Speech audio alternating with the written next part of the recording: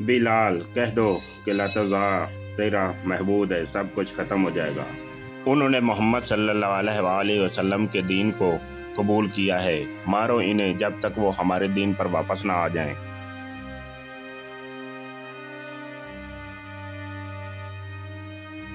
मक्का की तपती हुई रेत, जलता हुआ आसमान और एक कमज़ोर ग़ुलाम जिसके जिस्म पर पत्थर रखे गए थे।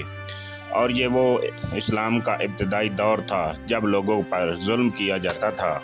और ये बात है उस यकीन की और मोहब्बत की जिसे कोई तोड़ न सका। ये वाक़या है हज़रत बिलाल बिन रबाह का, जो कि हबशा के एक ख़ानदान से ताल्लुक़ रखते थे। उनके मालिक उमैया बिन खल्फ थे। जब मक्का में आप सल्लल्लाहु अलैहि वसल्लम ने तौहीद का पैगाम दिया तो ईमान लाने वालों में हज़रत बिलाल भी शामिल थे, और उन्होंने इकरार किया कि अल्लाह के सिवा कोई इबादत के लायक नहीं और मोहम्मद सल्लल्लाहु अलैहि वसल्लम अल्लाह के रसूल हैं। और ये कुरैश वालों के लिए नाकाबिल कबूल था, और उन्होंने ग़ुलामों को जुल्म का निशाना बनाना शुरू कर दिया। तुमने हमारे खुदाओं की नाफरमानी की है, तुम्हें सज़ा मिलनी चाहिए। हज़रत बिलाल रज़ी अल्लाह ताला अन्हु को बहुत सख्त अज़ियतें दी गईं।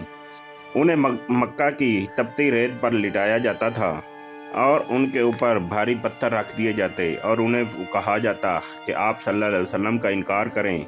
बिलाल, मोहम्मद सल्लल्लाहु अलैहि वसल्लम का इनकार करो और कह दो कि लात और उज़्ज़ा ही महबूद हैं। बस एक लफ्ज़ कह दो, ये सब ख़त्म हो जाएगा। उन्होंने आंखें खोली और आसमान की तरफ देखा। रेत पर पड़े, पत्थर तले दबे, जिस्म जलता हुआ। उनकी ज़बान से निकला, आहद आहद। उमैया ने दांत पीसे और कहा कि ऐ गुलाम, तुम्हें इस हठ धर्मी से क्या मिलेगा? यह कभी तस्लीम नहीं किया जाएगा।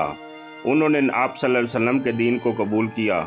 इन्हें तकलीफ़ दो यहाँ तक कि ये हमारे खुदा पर ईमान न ले आएँ। हर तकलीफ़ और अज़ियत के बावजूद उनकी ज़बान से सिर्फ यही निकलता, आहद आहद। यानी कि अल्लाह एक है। ये सिर्फ एक लफ्ज़ नहीं था बल्कि ऐलान तौहीद था। ये एक सबक था कि जिस्म को तो कुचला जा सकता है लेकिन ईमान को नहीं। और फिर एक दिन इसी रास्ते पर से हज़रत अबू बकर सिद्दीक़ गुज़र रहे थे। उन्होंने ये मंज़र देखा और बर्दाश्त न कर सके।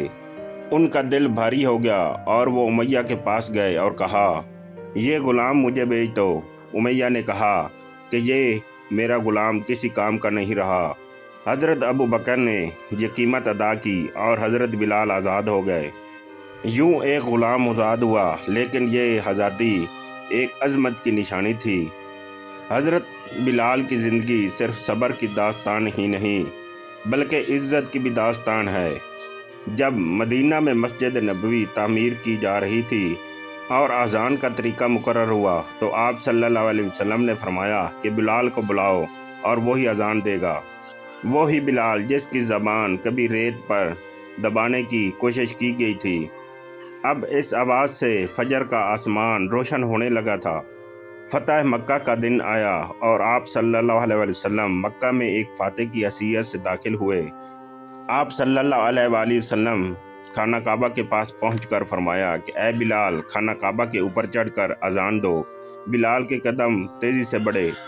ये वो मक्का था जहां पर कभी उन्हें जलील किया जाता था, लेकिन अब वो पूरे मक्का में अपनी आवाज़ की गूंज को पूरे मक्का में फैला रहे थे।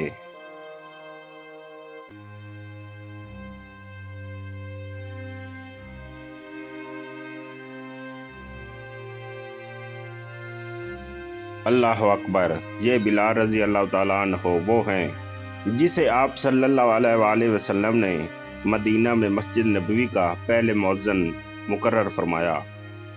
आप सल्लल्लाहु अलैहि वसल्लम से हदीस मरवी है कि नबी पाक सल्लम ने एक दिन फरमाया कि मैंने जन्नत में हज़रत बिलाल के कदमों की आवाज़ सुनी।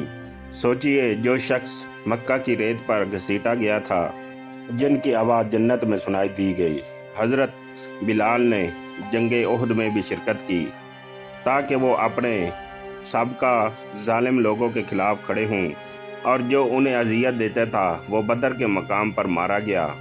ये तारीख़ का वो मोड़ था जहां मज़लूम कामयाब हुआ। हज़रत बिलाल की ज़िंदगी हमें सिखाती है कि ईमान का मेयार ताकत नहीं बल्कि साबित कदमी है। वो ग़ुलाम थे लेकिन उनका मकाम आसमानों तक बुलंद हो गया।